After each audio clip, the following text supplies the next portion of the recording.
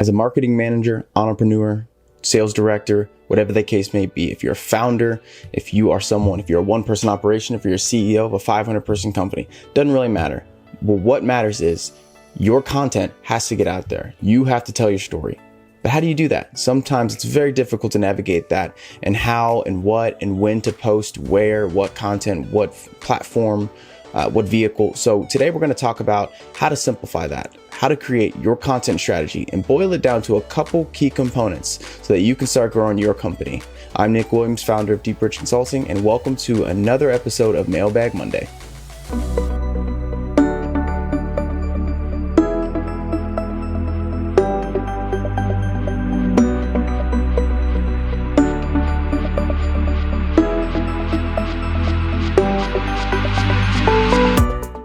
Hey everyone, so welcome back to another episode of Mailbag Monday, where if you are a subscriber, if you are a member, you can ask any question you want. We will select one person and go ahead and knock out the entire strategy for you. We follow up and work through it and work through the execution with you, but we make the video so anyone can watch. So depending on wherever you're watching or listening, if it's a podcast, if it's a YouTube, go ahead and subscribe, download, like, and that helps us understand what we can do better and continue to keep making these videos for you and keep providing free value. So let's go ahead and just get that out of the way. Go ahead and like, comment, subscribe. If you have any questions, you can reach out, but let's jump straight in. So the topic today we're going to be talking about comes actually from a longtime client, comes from Amber, and she asked us, how do you actually create this content once you have your marketing plan and structure in place? How do you create the content to support what you're doing and your marketing plan? Thanks, Amber. So great question. What we're going to talk about today is the actual nuts and bolts of the plan and the strategy itself. So what we've done here, and I've created this infographic that can help illuminate this for you. And so I'll reference it, but the first place you really need to be starting is from the center. So from the customer-centric solution. So your content can be broken down into multiple different parts, which we'll get into, different concepts, but it has to start at one place. Who's your ideal consumer? And it has to be a customer-centric solution. All of your content should be designed to solve problems for your ideal customer, right? If you're creating anything at all, it should be answering some form of a question, some objection, some problem. It should help the consumer in some way, shape, or form. And not just help them in solve any problem, solve a problem that you basically bring them to you and solve a problem in a way that is their biggest problem. And you are the one doing it. It's unique to you. You do it the best. So if you are deli and you make sandwiches, if you are providing lunch or breakfast snack, whatever the case may be, you need to specialize in whatever deli sandwich you're making, and you need to do it in a way that's unique to Wendy's, to Quiznos, to anything, to Subway. The more unique you can provide a solution to, the better. And so that's just an example of just deli. Like, I don't know who's a deli owner out there, but go ahead and take that. But for specifically, if whatever industry you're in, look at your ideal customer and then look at what is the thing they struggle with the most.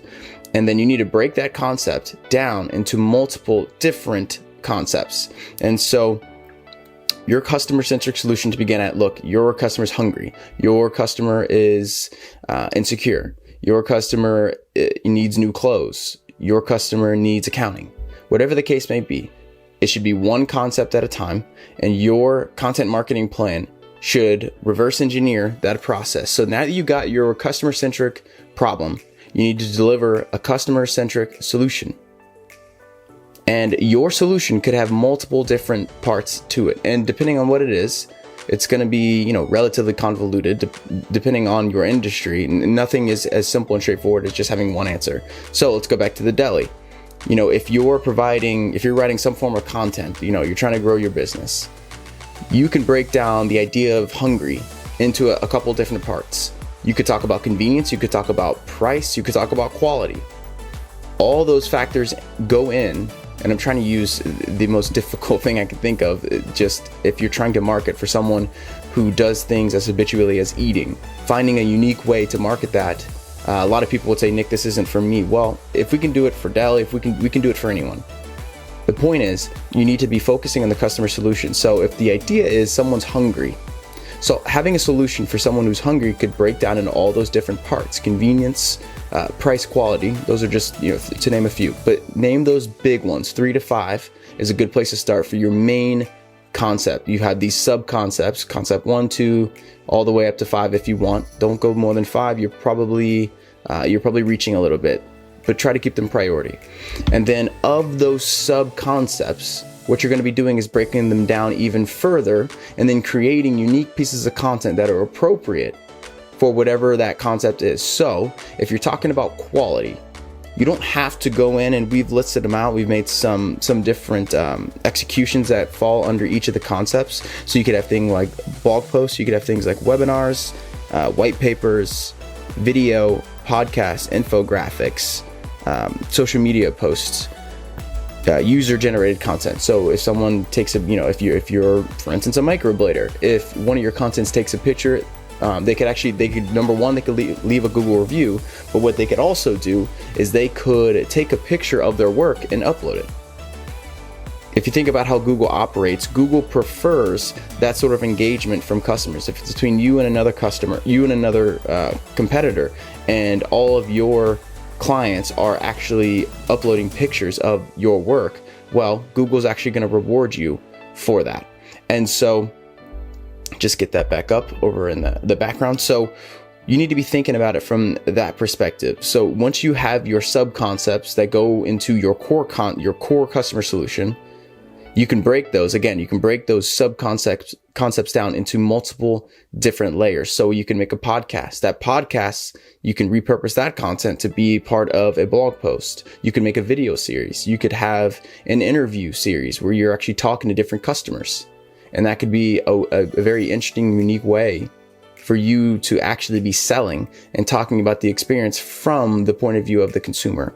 And so you've got these different executions, and they should be applying to different sub concepts that all lead into these core solutions. And you can have multiple core solutions. So moving away from the deli, let's talk about consulting. So for instance, the name of the game in consulting is to essentially, I need to be answering questions for my clients and help them to grow their business in whatever way they need. We specialize in market research and the consumer-centric approach. Our consumer insights are, we'd like to think, better than most. That's our unique value proposition. We come from the industry and we deliver absolute top of the line market research ideas, concepts that help grow your business, right? So that's, in a nutshell, you think about what's your elevator pitch, there you go. And then you break that down. What does actually market research look like? What does growing your business look like? What does business strategy look like? Well, all those things can be broken down into a lot of things, but you think about the biggest problems people have. The biggest problems people have are, they're not actually getting enough customers. They don't have a way to create organic content. They don't understand the customer journey. They don't know how to do qualitative and quantitative primary, secondary research. So those are some of the main things. And this also lines up with what we do best. Now we do some SEO stuff. We do a lot of things. But when we talk about the main concepts, you just have to boil them down to what you specialize in and what's unique to your business. Now, if we're going back to market research, that's one customer-centric problem. And that's one sub-concept. Market research is a sub-concept. So now we actually break each. So what do we talk about for market research? We can make a video like this. We could make a blog post. We could actually create a podcast series where we record the interview and make those podcasts. We could create infographics and stats that talk about some of the growth we've seen when people implement market research. So creating content all around these different these different sub concepts that all lead into the core concept, which is, grow your business. Or if you're looking at it from the perspective of, say, market research, all those things lead back into, let's make this ideal client's life a lot easier. So when you're thinking about your concept, try to break them down into sub concepts and then create content all around those sub concepts. Then that will create a very natural progression for the customer and create a very streamlined customer journey as it relates to your content, so that they're laddering up. They're catching your podcast, your Instagram posts, your Twitter feed. They're catching the videos on YouTube and Vimeo. And then they're going, okay, I get this. Now let's see what other things they can do for me in growing my business. Creating a good lunch experience, providing me with some deals, or if you're a microblader, if you own a gym, if you do, if you own a CrossFit gym, how do you create this content to actually make something that's interesting for the customer, and then to be learning all along the process and nurture that lead. So think about your concept in terms of sub-concepts, and always, if you had to walk away with one thing, come at this from the customer-centric approach. And if you're doing that and focus on the customer, that's the number one priority. That's the thing that matters most. So if you like that, give us a like. If you have any questions, you can post them in the comments. Reach out to me directly, nickWilliams@deepbridgeconsulting.com. We make a ton of content like this, and we'll follow up with our client Amber here, who won, and we look forward to creating some more content. We'll see you next Monday. If not Monday, check out our Whiteboard Wednesday as well as our Funnel Friday, and we'll be creating content all throughout the week, of course, too, and download our podcast, Actionable Audio, Serious Profit for Serious Marketers. And either way, we look forward to serving you, and we'll talk to you soon. Thanks.